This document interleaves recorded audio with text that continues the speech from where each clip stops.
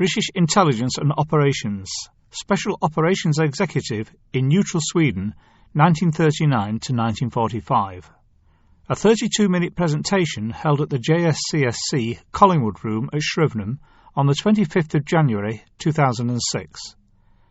The speaker is Pia Molander, who is a PhD student at Exeter University. Pia Molander. My name is Pia then, and I want to thank you for inviting me, to giving me a chance to ventilate something from my PhD. This research is based on the National Archives, the SOE files, documentations in London. I also been to the National Archives in America, so a part of my thesis will be British and American intelligence and operation and their assessments of neutral Sweden in the war. So I've been using a lot of OSSS material that was released from CIA in the late 2002 and now forward. So hopefully that will generate some interest. So I should start then. So I will talk a bit about the British intelligence and operations then.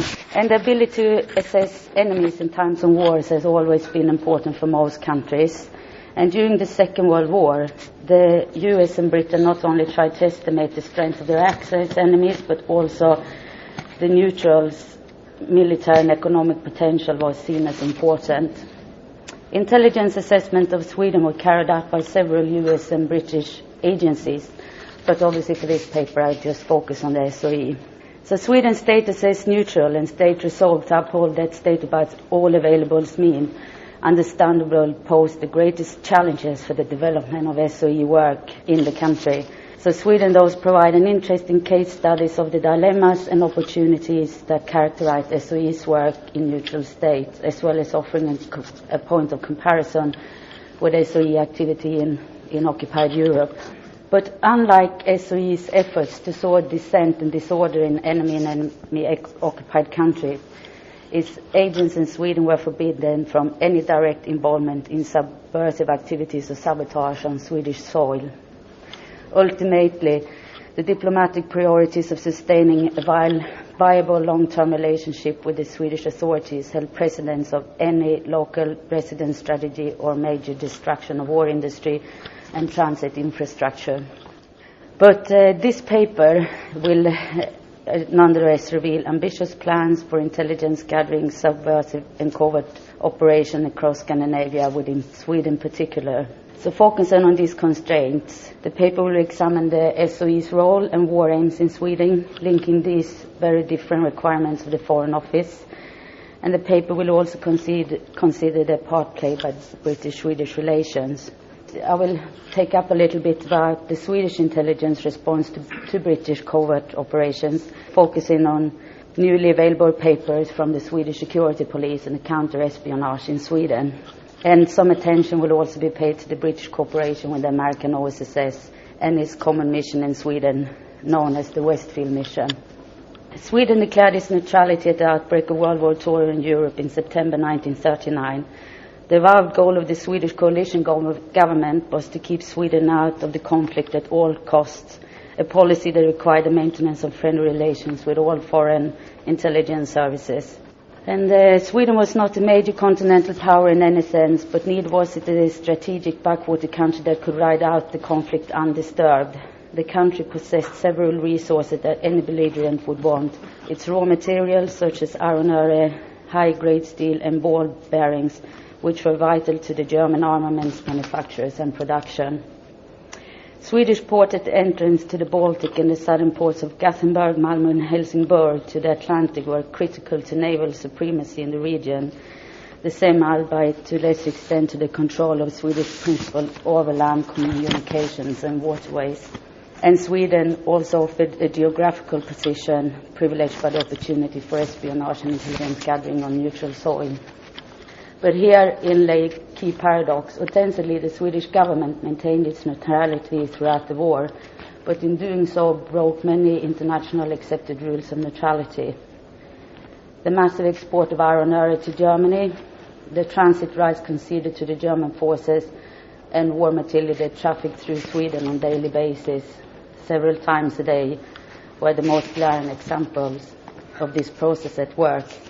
And obviously these concessions were seriously deleterious to the Allied war effort and were those intolerable to the British government.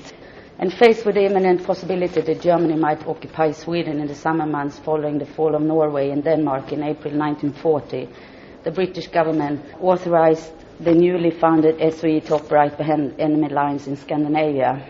With skeletal staff, SOE set up regional headquarters in Stockholm.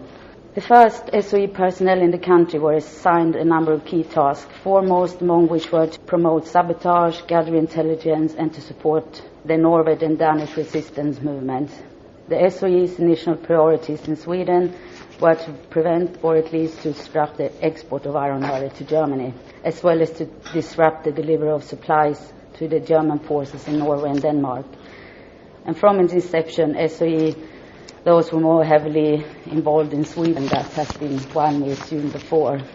So the first indication of British subversive activity in Sweden became apparent in 1939.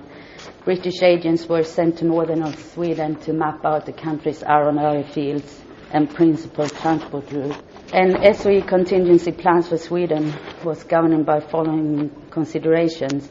First, it was concluded that whether Sweden remained entirely neutral or if it joined the Allies against Germany, preparatory measures were essential and would need to provide more active support for the future. In practice, this meant more active support for the Scandinavian resistance. Secondly, a key objective was to ensure that arms and ammunition could be smuggled through Sweden to eminent Norwegian and Danish resistance networks. The priority was to sabotage specific targets in Sweden of direct benefit to Nazi Germany. And thirdly, and probably the most important, SOE was integral to dissemination of British propaganda in Sweden, the hope being that the Swedish public would thus become more openly pro-British and eventually taking up the struggle for the Allied cause. And with these objectives in view, SOE planners divided Sweden into regional sectors, each with specific targets for sabotage and infiltration. Lists were drawn up that classified principal targets such as shipyards, repair facility, armaments manufacturer, power station, communication infrastructure, railways and broadcasting stations. And with the overriding objective, obviously, to disrupt the iron ore traffic from northern Sweden and disable the Porjus power station and the main center of armaments production at Bofors was highly on the target list. So the SOE initial plans in Sweden were therefore focused on sabotage operation against the iron ore routes and installation in northern Sweden and the iron mines such as Oxelösund, Luleå and Narvik. And because economic intelligence had been gathered early in the war, which showed as a proof that the Swedish exports indicated these ports were working for the full capacity and Sweden was supplying Germany with most of it. And as many historians have written before, is that many say that Sweden prolonged the war with almost 2 years.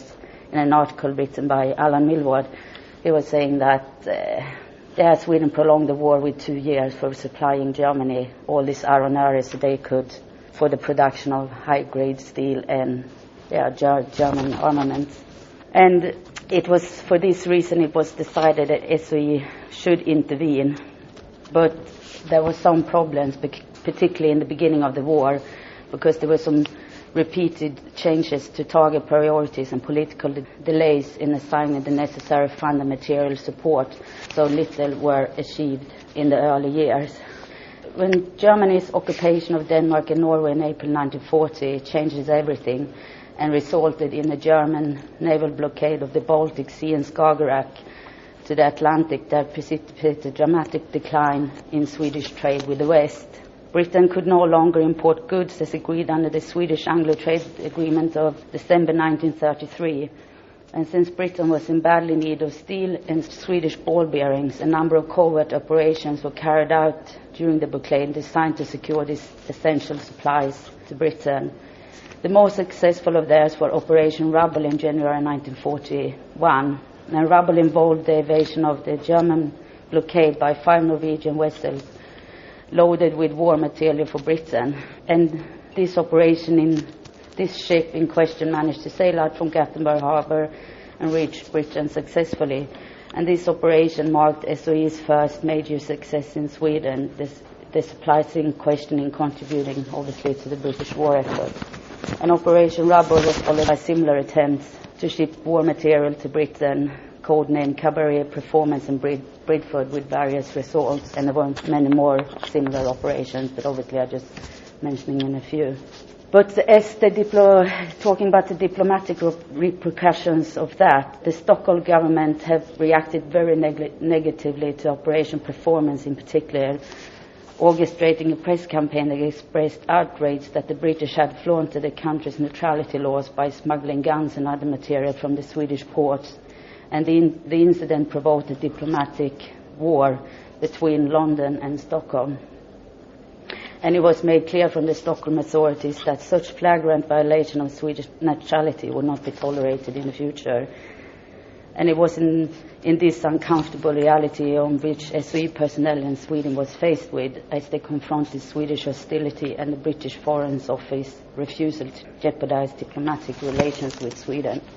And to point out, which I think was quite important, was the diplomatic relations. And the British Ambassador Victor Mallet in Stockholm had been instrumental in the Foreign Office's decision to affirm British acceptance of Swedish neutrality. His hostility to covert operations severely limited SOE's room for maneuver in Sweden, and Mallet's firm opposition to all subversive activity by SOE and the secret intelligence operatives were the principal reasons for the limited ambition of SOE operations. And therefore, time and again, the British intelligence community was compelled to limit its activities in Sweden to the realm of propaganda and political warfare. And SOE had a clear directive that they could not run the risk of undertaking operations liable to put at risk the British mission in Sweden, in Stockholm, and therewith Britain's diplomatic relations. It had made more sense for SOE to content itself with the more limited endeavors. Sweden had become too valuable as a site for espionage and a base for operation into adjacent countries. But SOE campaigns of sabotage, subversive activity and propaganda were carried out and was pursued in more or less open defiance of the Stockholm government. And the main aim of the British political warfare and covert propaganda in Sweden was to stimulate the public opposition to further concessions to Germany. A subsidiary objective was to encourage national morale so that the Swedish population would be certain to resist if attacked by Germany. And it was further emphasized that the Scandinavian sole chance of independent survival depended upon Allied victory. Conversely, Ministry of Information officials were eager to diminish Swedish fears of Russia. Efforts was therefore made to publicize the content and the purpose of the Anglo-Soviet treaty, thereby convincing the Swedish public that the arrangement was to serve their long-term interests. And as Sweden was also the intelligence center of Germany, it was in the British interest to inject as much black propaganda as possible, though without prejudice in the British position in the eyes of the Swedish press and government. Underlying all these propaganda efforts was more generic attempts to convince the Swedes that Britain and the Allies were going to win the war and that Germany was becoming gradually weaker. And after the United States entered the war in December 1941, British propaganda focused on the vastness of America's war production and its importance as the immediate asset to Allied military potential. So SOE also worked closely with the American Office for Strategic Services, the OSS, and OSS operation in Sweden were given the collective appellation of the Westfield Mission. Shortly after the formation of OSS and the Westfield Mission in Stockholm 1942, the SOE and OSS finalized an accord of spares of operational influence. A meeting between Sir Charles Hambro, the head for SOE in Sweden, and William Donovan, the head for OSS, confirmed the so-called London Agreement, delineating which countries would fall within OSS and SOE jurisdiction. And it was decided then that Sweden was to come under joint control. So SOE and OSS were to work together as much as possible, but each mission was to be independently organized. In 1943, a combined OSS and SOE section was formed in Sweden. A closer merger was confirmed in May 1944 when the Northwest Directorate of SOE was merged with SOE to become the Special Forces headquarters of the Supreme Allied Expeditionary Forces Europe. And the broad outlines of cooperation affected matters of policy, from information exchange, production and equipment supply, to all intelligence research, training and operational methods, and support to the resistance organizations in Scandinavia. But SOE's difficulties in Sweden extended beyond simple matters of tactics and strategic planning. The Allied Covert Operations Network in Sweden came under considerable pressure from the Swedish counterintelligence. In 1940, the Stockholm government enacted a raft of sweeping laws which governed state security in wartime. The 1940 Swedish espionage permitted the security police to control all postal, telegraph, telephone and radio traffic in the country. And the Swedish police intelligence security services were those authorized to open mail, censor all communication, and so regulate the distribution and contents of letters, radio broadcasts and telephone messages. SOE's subversive activity was further limited as a result, because the Swedish security police monitored all movements of suspected personnel at the foreign legation. The Swedish authorities also designed several restricted areas of off-limits to foreign legation staff, and travel restrictions were placed upon movements of foreign and diplomatic personnel in Sweden. The Swedish security police also installed microphones in flats of suspected members of the British legations, and in addition the Swedish security services accumulate other sensitive data, intelligence gathering through wireless tapping, interception and deciphering techniques. For instance, the telecommunication of all foreign missions engaged in Sweden were carefully scrutinized. So with so much at stake, economic and political, it's hardly surprising that both the political warfare and the Ministry of Economic Warfare exerted mounting influence of British strategy towards Sweden. And as a result, SOE activities reflected this. Economic intelligence gained from clandestine observation and the use of sources in various Swedish harbors and ports became the primary work of SOE personnel on the ground. So a summary then, what did SOE achieve in Sweden? The overall objective was directly to assist the Allied landings in Normandy, gain bases in the south of Sweden, and support the Allied general war effort. In doing so, the SOE helped the resistance and underground networks in all of Scandinavia, supplying tons of war material to occupied Norway and Denmark through Sweden.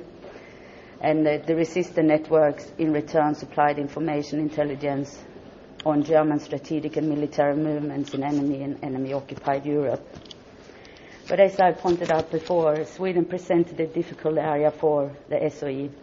The country was determined to preserve its neutrality, and wartime intelligence relations between Britain and Sweden were beset by paradoxes and contradictions. But Britain's need for trade and strategic important ports in the Baltic led the British to flirt with methods of coercion, military force, economic sanctions and diplomatic pressure.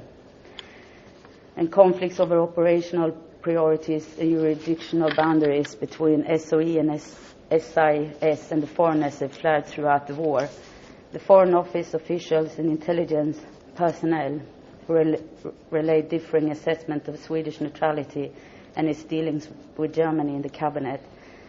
Ambassador Mallet remained convinced that the SOE was an organization to be controlled and not trusted. He had advocated a policy of intelligence containment and urged that unrestricted SOE operation would endanger diplomatic efforts. And there had even been moments in the 1940s when the British Chancellor had advocated the suppression of SOE activity as the result of incidents that had compromised members of the legation staff. And so long as the Swedes believed or tried to make Mallet believe that the SOE activities jeopardized Swedish neutrality, the Foreign Office and SOE relations were difficult. But as SOE became more experienced and less obtrusive, Mallet became convinced that its operations were of vital national importance, and exploratory missions and limit covert operations were tolerated. And the Chancellor also lent more active support as the diplomatic tide turned in the Allies' favor. As the probability of an Allied victory increased, the Swedish intelligence security services were less inclined to object vigorously to British agent activity, making SOE's position more secure. SOE organization in Sweden had a dual mandate. as much political as operational. Its primary function was to serve as an instrument for the use of regional SOE and OSSS headquarters and the conduit for operation into German and Axis-occupied territory. Its foremost concern was to implement strategic policy for the support of resistance and black propaganda designed to drain pro-German morale in Sweden and to weaken the German grip on the occupied territory, including Norway, Finland and Denmark. And the British attitude seemed to be justified by the belief that the task was to maintain the best possible relations with the Swedish government. Sweden was not only a valuable intelligence center for the British, but an important base from which to support covert operations into adjacent countries, so risk could not be taken by SOE in Sweden, which might seriously prejudice the position of the British mission to Sweden. British intelligence activities in Sweden was therefore mainly targeted at Germany, while propaganda assumed progressively greater importance next to sabotage. And intelligence would come to play an important role in Anglo-Swedish relations. British planners would need economic intelligence and information to charge the strength of German war economy.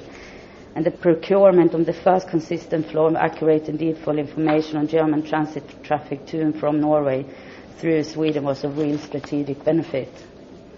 The intelligence supplied by SOE SIS indicated that goods and manpower trafficked to Sweden and Germany were greater than had been admitted by the Swedish government. This damning information could be of use then against the Swedish government, although results were slow. And ultimately, British and American pressure led to the cessation of Swedish supplies to the German war economy over the winter of late 1944 and 45. And SOE and OSSS personnel exercised a powerful, at times crucial influence over Allied policies towards Sweden. The intelligence emanating from Sweden was usually of high quality and critical to the general war effort. William Shepherdson, chief of the British Security Coordination, William Stevenson, chief of the British Security Coordination, was certainly impressed by the work that the British and American intelligence services done. Stevenson highlighted the details of British intelligence and sea achievements and ranked Stockholm, Sweden and Bern, Switzerland to have been the two best secret intelligence outposts.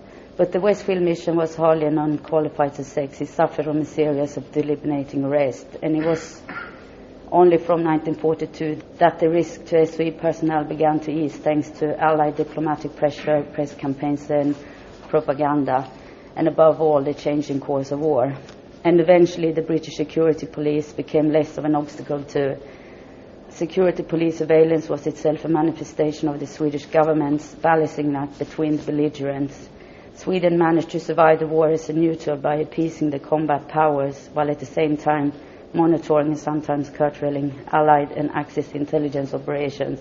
But the British government ultimately accepted that Swedish neutrality had become more of an asset to the Allies, which they had some considerable interest in maintaining. And British condemnation on Sweden's concessions to Germany with regard to iron supplies, war material and the transit of German soldiers through Sweden were certainly heartfelt, but an easy diplomatic coexistence between London and Stockholm endured. And these were the circumstances in which SOE's Swedish operations survived.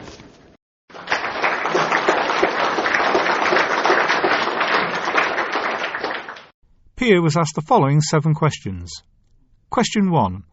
When SOE was trying to monitor the amount of iron ore coming out of Sweden, did they have any missions in the north part of Sweden, or were they just monitoring the traffic into Norway? They had, early in the 1939, they sent a mission to the iron fields. It's called the Alfred Wickman mission. And he was sent up as an agent to monitor all the iron ore, and looking at his reports and all, and they were very detailed reports about where and how much they were supplying Germany. But unfortunately he was discovered by the Swedish security police and was arrested, and that was particularly in the beginning of the war when they didn't get much operation activity because the Swedish, they knew that they were there, so they kept a more strict control on the agents that were sent over. But it's called the Alfred Wickman affair, if you want to look more into it. you can look into certain material in the HS files, which probably if you were interested in the Iron area. Question 2. You mentioned using the archives in the UK and the US, but you didn't mention the Swedish archives. Is it such a sensitive issue that they haven't opened the files on this area yet? After a lot of effort, it took me about a month to be able to get into the Swedish State Security Police archives from the war. So I can be, I'm not allowed to publish whatever I want. So when I'm finished and everything, they have to have a look at it to see what I publish. And if I do, I can get prosecuted for. It's very politically sensitive, because there was a lot, particularly by the end of the war, there was the safe haven programs about, this is Sweden looting for Germany and, that sort of thing. So, but I got a chance to have a look at the OSS, the Swedish intelligence services, was built up during the war as well, and it was not until 1942 when they were actually like OSS and more established organization for unofficial, intelligence gathering. And so I had a look at some and the Swedish Police Security Archives, and I've been doing some research at the Swedish War Archives now as well, Department of Defense intelligence files, and Carlos Aldecruz personal diaries. He was the head for the Sea Bureau, what is our security services today. Question 3. Did you interview any individuals during your research? Was anybody willing to talk about these issues?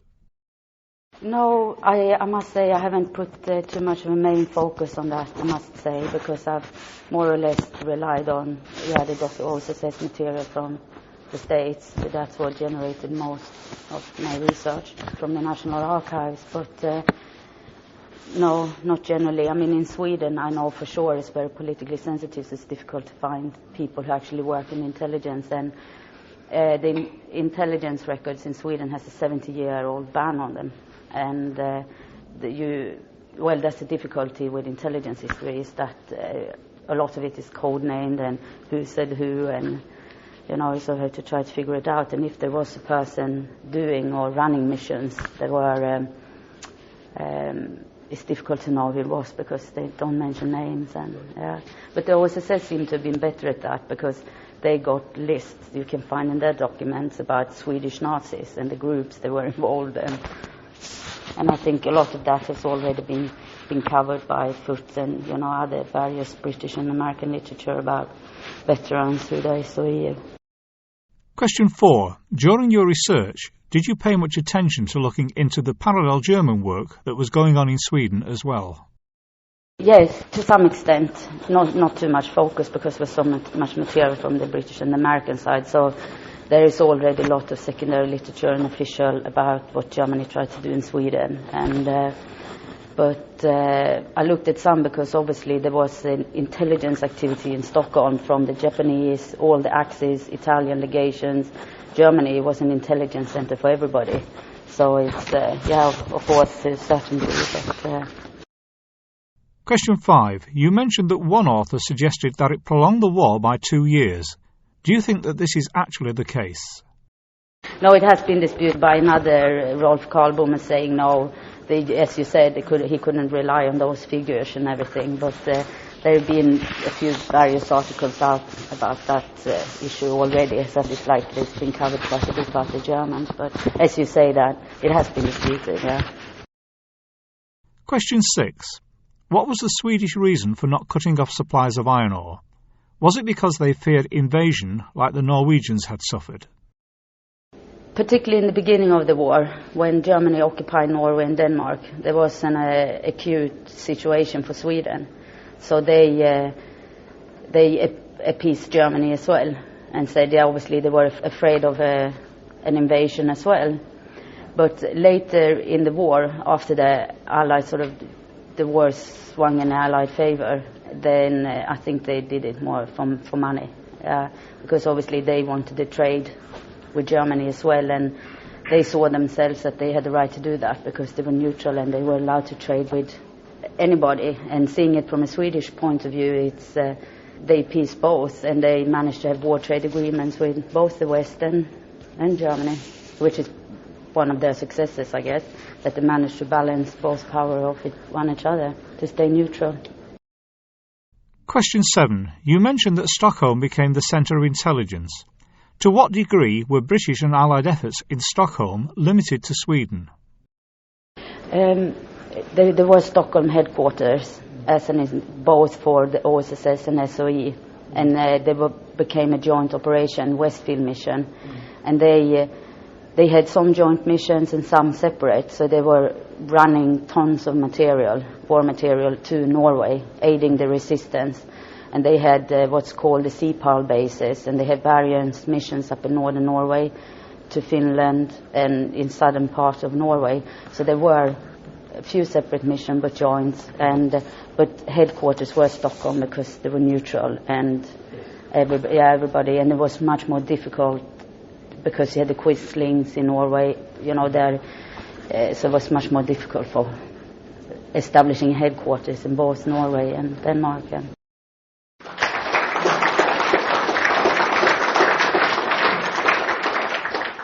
Pia Molander can be contacted by email at Pia Molander, that's lowercase PIA_MOLANDER